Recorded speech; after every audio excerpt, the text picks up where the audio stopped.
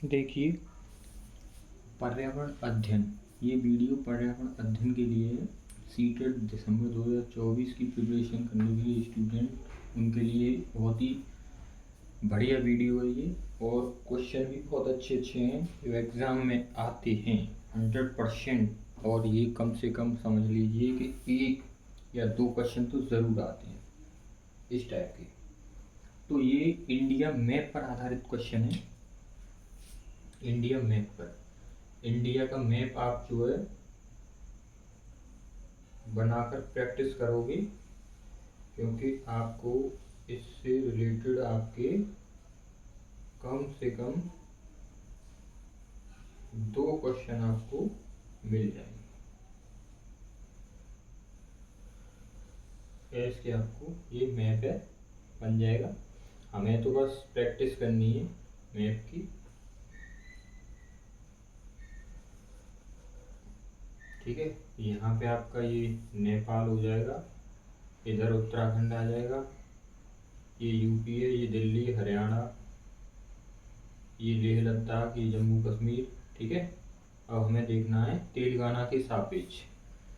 तो ये आप सब राज्य, यहाँ राजस्थान है, यहाँ गुजरात है, ये आपका तेलंगाना है जो आंध्रा से कटा हुआ है, आंध्रा में से बना था ये तेलंगाना जो।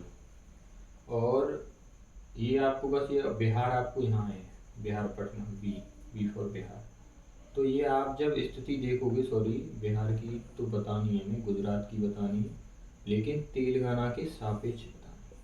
तो ये नॉर्थ होता है, ये साउथ, ये ईस्ट, वेस्ट, 4 दिशाएं होती हैं। फिर इनकी बन जाएंगी, ये बनेगी आपकी गुजरात यहाँ पे आएगी, यानी उत्तर पश्चिम। उत्तर पश्चिम आपका इसमें है और उत्तर पश्चिम इसमें भी है। तो 1 और 4 में डाउट है, ये आपके दोनों क्वेश्चन गलत हो, नहीं सॉरी इसमें भी है, थर्ड ये गलत हो गया आपका सेकंड वाला। अब देखेंगे हम तेलंगाना से सापेक्ष निकालना है, गुजरात की निकल आई, बिहार, बिहार यहाँ पे, तो ये आपका इधर यानी उत्तर पूरब, ये इसमें, यानी 4th आपका क्वेश्चन सही है।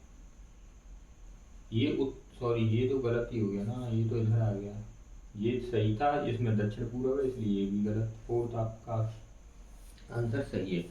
अब ये जो मैप वाले क्वेश्चन है, ये आपके जो है कम से कम 2 आएंगे। 2 तो आप अगर 2 नंबर ये आपके फिक्स हैं, तो आपको ऐसे ही पूछता है, यही जानकारी चाहिए राज्यों की मैप पर आधारित। तो ये वाला क्वेश्चन हो गया आपका, 4th आंसर इसका सही है। देखिए नेक्स्ट क्वेश्चन है, किसी केंद्र शासित प्रदेश के मानचित्र के एक कोने पर नीचे दिए गए पैमाने को दर्शाया गया है। पैमाना 1 सेंटीमीटर इक्वल टू 155 मीटर। यदि कोई व्यक्ति इस मानचित्र पर 2 शहरों के बीच की दूरी 19.7 सेंटीमीटर मापता है, तो इन दोनों शहरों के बीच की वास्तविक दूरी। देखो इसमें आपको कुछ नहीं सोचना है। देखो ये आपका पैमाना जो लिया गया है 1 सेंटीमीटर इसलिए लिया गया है क्योंकि ये वास्तविक है, आप इसको मानचित्र में नहीं दिखा सकते, मानचित्र ज़्यादा बड़ा नहीं होता है इसलिए 1 सेंटीमीटर मान लिया है। उसी के हिसाब से जो है वहाँ पे ये दूरी ली गई होंगी। तो 2 शहरों के बीच की दूरी 19.7 सेंटीमीटर, जब 1 सेंटीमीटर हो रहा है इतना, तो 19.7 सेंटीमीटर मल्टीप्लाई 155 कर देंगे, तो ये आप कैलकुलेट कर लोगे, तो 19.7 इंटू 155, ये आपका जैसे मल्टीप्लाई करोगे तो 30.53 ऐसे करके आएगा, सॉरी यानी ये आएगा आपका, आप कैलकुलेट करके देख लेना। चलो कर ही लेते हैं कैलकुलेट। 5 7 35, 5 9 45 48, 5 5 5 4 5 8 9 7 9 1 5 8 20 और 11 8 19 28 और ये आपके गलत हो गया यार, 5 35 5 48 5 9, अरे तो 9791 5 3 10 18 7 25 और 9 11 20 और ये 30। तो देखो ये 1 पॉइंट लग गया। ये तो आपका हट ही जाएगा क्योंकि अब हमें ये मीटर में आएगा, किलोमीटर में दे रखा है तो 1000 से मल्टीप्लाई कर देंगे तो 30.53 यानी फोर्थ ऑप्शन आपका सही है। देखो कैलकुलेशन करना जरूरी है इसमें, तो ये मल्टीप्लाई करके वहाँ पे आप डायरेक्ट नहीं कर पाओगे, आपको मल्टीप्लाई तो करना पड़ेगा। ये था आपका क्वेश्चन, बहुत ही ईजी था, ये कुछ नहीं करना था। फिर नेक्स्ट क्वेश्चन है, पर्वतारोहियों को अधिक ऊंचाई पर नाक से खून बहने का कारण। देखो ये आपका जो है फिजिक्स का क्वेश्चन है। नाक से खून इसलिए बहता है क्योंकि जो हमारी जो प्रेशर होता है हमारा किसका, जो रक्त वाहिनी होती है ऑफ ब्लड वेजल्स, जो ये खून जो मतलब हमारा जो ब्लड वेजल्स जो रक्त वाहिनी होती हैं ये हमारा ब्लड को ले जाती है, तो इनका जो रक्त का जो दाब होता है, रक्त वाहिनी का जो दाब है वो बाहर के प्रेशर से, बाहरी जो दाब होता है उससे अधिक हो जाता है। अधिक हो जाने के कारण ये होता है। और जब एक बात, जब ये इनका जो दाब जो है ज़्यादा हो जाएगा तो वो खून रुकेगा नहीं, वो खून निकलने लगेगा नाक में से। अगर ये दाब ज़्यादा रहेगा तो ये आपका नाक से खून नहीं बहेगा, यही कारण है। ठीक है, ये वाला ऑप्शन लिखे नहीं थे, ये सीधा सीधा था। अब ऊष्मा के कुचालक समूह, कुचालक समूह इसमें देखा जाएगा यानी पुअर कंडक्टर। इनका क्या मतलब है, पुअर कंडक्टर। पुअर कंडक्टर तो ये आपका देखना है, पुअर कंडक्टर आपका ऊन हो गया, प्लास्टिक हो गया और ये हो गया लकड़ी, ये ऊष्मा के कुचालक है। तो इसमें चौथा ऑप्शन सही हो जाए। देखो ये है, ये गलत, और इसमें तो सभी गलत हैं। इसमें ये गलत, ये है, ये गलत, इसमें तीनों है, तो चौथा ऑप्शन सही है, ऊष्मा के कुचालक। देखिए नेक्स्ट क्वेश्चन है, हाथियों के विषय में वो कथन चुनिए जो सही नहीं, जो सही नहीं है। देखो आज की डेट में क्वेश्चन यही आ रहे हैं सही नहीं है, यानी इसमें 3 सही है और 1 गलत है, वही हमें देखना है। हथनियां झुंडों में रहती हैं, देखो ये बिल्कुल सही है, हथनियां झुंडों में ही रहती हैं।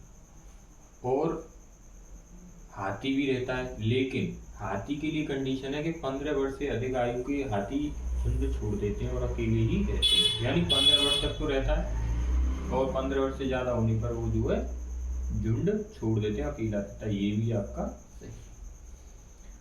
अच्छा इसमें जो है हाथी 14 से 15 वर्ष की आयु तक ही झुंड में रहते हैं, ये भी सही है। तो यानी ये ऑप्शन हमारे नहीं होंगे, जो सही है वो गलत है। और जो सही नहीं है वो देखना है, यानी एक झुंड में 20 से 25 हथनियां और उनके बच्चे होते हैं। देखो बात ये सही है कि हथनियां होंगी और उनके बच्चे होते हैं, लेकिन 20 से 25 नहीं, ये होते हैं आपके 10 या 12। झुंड में केवल और केवल हथनियां होंगी और उनके बच्चे होंगे, बिल्कुल सही है, लेकिन ये चीज गलत है यहाँ पे, तो इसलिए ये सही है। यहाँ पे हो जाएगा 10 या 12, यहाँ पे यही है, तो यही हमारा ऑप्शन हो गया। इसमें और भी आपको बता देता हूँ, देखो ये सही है 14 से 15, ये आप देख लेना, हाथी झुंड में ही, हथनियां सॉरी झुंड में ही रहती हैं। और इसमें देखो एक जो बड़ा हाथी होता है, ये बहुत अच्छा बता रहा हूँ हाथी के विषय में जो आगे काम देगा। एक बड़ा हाथी दिन में 100 kg से ज़्यादा, 100 kg से ज़्यादा पत्ते, पत्तियाँ या पत्ते और झाड़ियाँ खा लेता है, और झाड़ियाँ खा लेता है। तो ये हो गया। और बहुत कम आराम करता है हाथी जो होता है, हाथी के विषय में, ये तो फिर हाथियों के विषय में बता रहा हूँ मैं। ये हो गया पॉइंट, एक ये हो गया।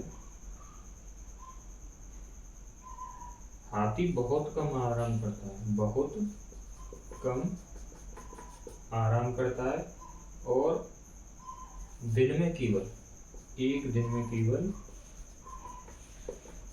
2 से 4 घंटे ही सोता है, 2 से 4 घंटे ही सोता है।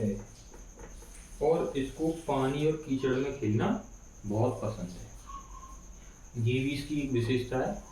इसको जो है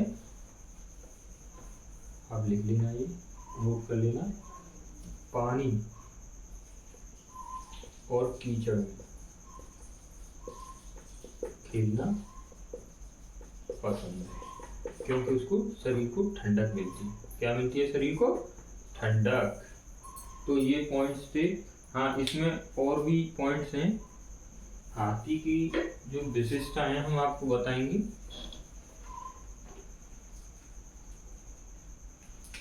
अपने कान से हाथी जो है अपने कान से अपने शरीर के ताप को नियंत्रित करता है, अपने शरीर के ताप को नियंत्रित करता है। हमारा जो मनुष्य है वो कैसे करता है? मनुष्य की त्वचा यानी पसीना निकलता है, उससे ताप नियंत्रित होता है हमारी बॉडी का। और ये हो गया शरीर के ताप को। तो ये था। अब इसमें एक पॉइंट और रह गया हाथी के बारे में, पूरा क्लियर हो जाएगा ये आपका हाथी वाला टॉपिक। हाथियों के झुंड में, जो हाथियों का जो झुंड हुआ, हाथियों के झुंड में सबसे जो बुजुर्ग होगी, बुजुर्ग हथनी ही सभी फैसले लेगी, सभी फैसले लेती है। ये और इसका एक इम्पोर्टेंट पॉइंट है। तो ये आपका हाथी वाला टॉपिक हो गया। अभी इसमें बहुत सारे हैं। नेपेंथिस है, ये इंडोनेशिया और ऑस्ट्रेलिया में पाया जाता है।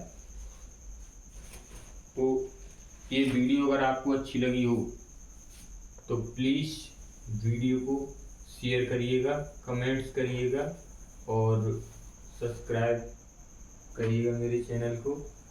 और ये पर्यावरण पर मैंने पहली वीडियो बनाई है सीटेट दिसंबर 2024 के लिए, तो सब्सक्राइब कर दीजिएगा चैनल को। और भी ऐसी वीडियो में लाता रहूँगा। Thank you.